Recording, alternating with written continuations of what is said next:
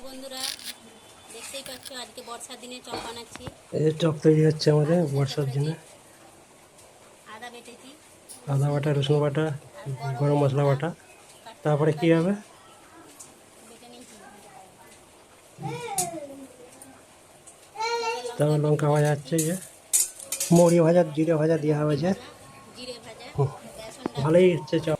এবারে বেসনটা করে ভালো করে ডাবতে হবে, ডাব কেটে হবে। তারপরে এই আলুগুলো মাখিয়ে ভালো করে, দেখুন এই যে আলু বেসনে চপ ডুবিয়ে এইভাবে এই করছি। দিয়ে দিলেই চপ তৈরি হয়ে যাবে।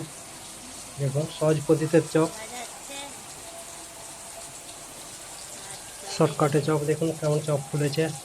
হেভি সুন্দর চপ বর্ষার। বর্ষাকালে দেখুন কীভাবে ভাজছি। চপ ভাজা হয়ে এসছে। দেখুন কীভাবে চপগুলো ফুলছে।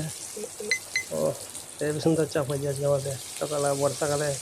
সকালে বৃষ্টি হয়েছে, ওই জন্য একটা চপটা বানাচ্ছি। বৃষ্টি বর্ষা বাজালে দেখছেন খেতে ভালো লাগবে চপ মুড়ি। দেখুন কীভাবে মাখানো হয়েছে, গ্লাসে করে ইয়ে করে চিকের মধ্যে। দেখুন কীরকম চপ হয়েছে, হেবি সুন্দর চপ হয়েছে আমাদের। এরকম করে চপ করতে হয়।